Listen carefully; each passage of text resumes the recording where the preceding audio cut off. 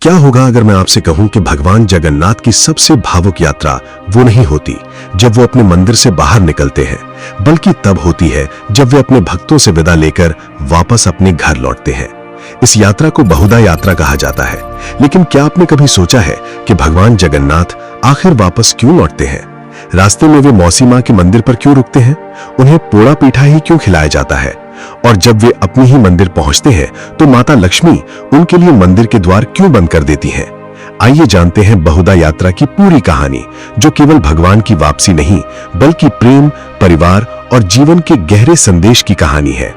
आषाढ़ शुक्ल द्वितीया के दिन भगवान जगन्नाथ, उनके बड़े भाई बलभद्र और सुभद्रा अपने भव्य रथों पर सवार होकर श्री मंदिर से निकलते हैं और गुंडिचा मंदिर पहुंचते हैं। इसे भगवान की मौसी का घर माना जाता है। 7 दिनों तक भगवान वहीं विश्राम करते हैं। लाखों श्रद्धालु इस दौरान गुंडिचा मंदिर में उनके दर्शन करते हैं। लेकिन हर यात्रा की तरह इस यात्रा का भी एक अंतिम पड़ाव होता है। समय आता है घर लौटने का, और यही वापसी बहुधा यात्रा कहलाती है।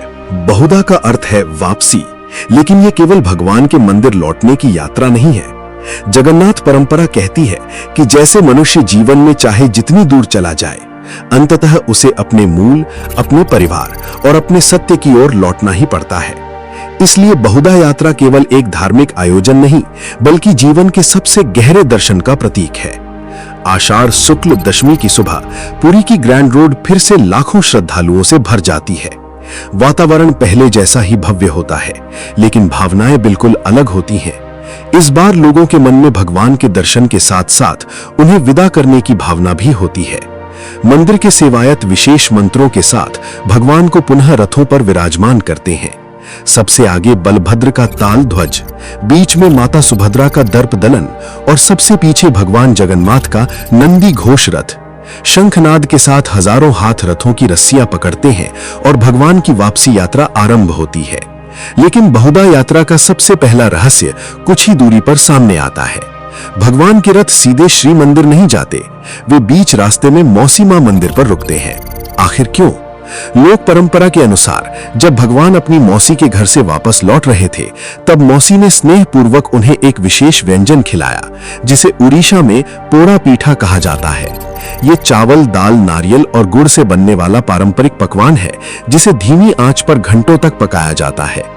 आज भी बहुधा यात्रा के दौरान भगवान को यही प्रसाद अर्पित किया जाता है। ये केवल भोजन नहीं, बल्कि भारतीय संस्कृति की उस भावना का प्रतीक है जहां विदा होने वाले अतिथि को प्रेम पूर्वक भोजन कराकर विदा किया जाता है।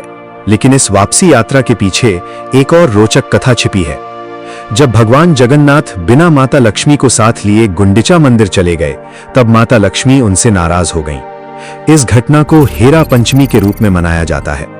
परंपरा के अनुसार माता लक्ष्मी स्वयं गुंडिचा मंदिर तक जाती हैं और भगवान से अपनी नाराजगी व्यक्त करती हैं। ये प्रसंग भगवान के मानवीय स्वरूप को दर्शाता है, जहां ईश्वर भी परिवार, प्रेम और रिश्तों की भावनाओं से जुड़े हुए दिखाई देते हैं। बहुधा यात्रा आगे बढ़ती रहती है और पूरा पुरी जय जगन्नाथ के उद्घोष से गूंज उठता है। लाखों श्रद्धालु मानते हैं कि भगवान के रथ की रस्सी को खींचना या केवल उसे स्पर्श करना भी महान पुण्य का कार्य है। लेकिन इस परंपरा का सबसे बड़ा संदेश समानता है। यहाँ राजा और सामान्य व्यक्ति, अमीर और गरीब, सभी एक ही रस्सी पकड़कर भगवान के रथ को खींचते हैं। जगन्नाथ परंपरा सदियों से यही सिखाती है कि भगवान के सामने सभी समान हैं। जब तीनों रथ श्री मंदिर के सिंहद्वार के सामने पहुंचते हैं, तब भी भगवान तुरंत मंदिर में प्रवेश नहीं करते, क्योंकि अब आता है बहुधा यात्रा का सबसे भव्य क्षण, सुना बेशा। आषाढ़ शुक्ल एकादशी के दिन भगवान जगन्नाथ, बलभद्र और सुभद्रा को स्वर्ण आभूषणों से अलंकृत किया जाता है। स्वर्ण मुकुट, स्वर्ण हाथ, स्वर्ण चक्र, गदा और अनेक दिव्य आभूषणों से सजे भगवान के दर्शन करने के लिए लाखों श्रद्धालु उमड़ पड़ते हैं। सूर्य की किरणें जब इन स्वर्ण आभूषणों पर पड़ती हैं, तो पूरा वातावरण दिव्य प्रकाश से भर उठता है। लेकिन भगवान अपने मंदिर में कब प्रवेश करते हैं? इसका उत्तर मिलता है बहुधा यात्रा के अंतिम और सबसे भावुक अध्याय नीलाद्रि बीजे में। लोक परंपरा के अनुसार माता लक्ष्मी अभी भी भगवान से नाराज हैं, इसलिए जब भगवान मंदिर लौटते हैं तो मंदिर के द्वार उनके लिए बंद कर दिए जाते हैं। भगवान बाहर खड़े रहते हैं और माता लक्ष्मी भीतर। फिर सेवायत भगवान और माता लक्ष्मी के बीच संवाद का अभिनय करते हैं। ये दृश्य किसी धार्मिक अनुष्ठान से अधिक एक भारतीय परिवार जैसा लगता है, जहां रूठना भी है, मनाना भी है और अंत में प्रेम भी। लेकिन भगवान माता लक्ष्मी को कैसे मनाते हैं? परंपरा के अनुसार भगवान उन्हें रसगुल्ला अर्पित करते हैं। ये केवल मिठाई नहीं, बल्कि क्षमा, प्रेम और पुनर्मिलन का प्रतीक है। जैसे ही माता लक्ष्मी प्रसन्न होती हैं, श्री मंदिर के द्वार खुल जाते हैं और भगवान जगन्नाथ अपने दिव्य निवास में प्रवेश करते हैं। इसी घटना की स्मृति में आज भी नीलाद्रि बीजे के दिन भगवान को रसगुल्ला अर्पित किया जाता है।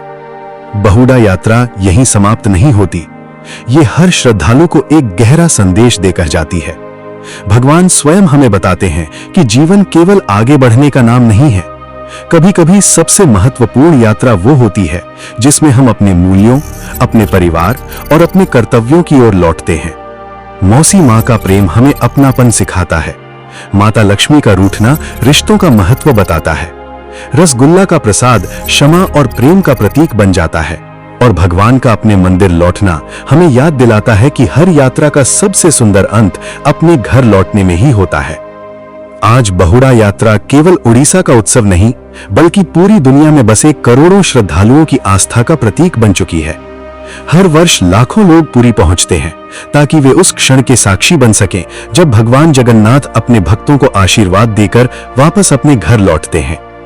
ये केवल रथों की यात्रा नहीं, बल्कि विश्वास की यात्रा है। ये केवल परंपरा नहीं, बल्कि सदियों से जीवित एक संस्कृति है। और शायद यही कारण है कि जगन्नाथपुरी की बहुड़ा यात्रा समाप्त होने के बाद भी लोगों के मन में उसकी अनुभूति लंबे समय तक बनी रहती है, क्योंकि इस यात्रा में भगवान केवल अपने मंदिर नहीं लौटते, बल्कि हर भक्त के हृदय में फिर से विराजमान हो जाते हैं।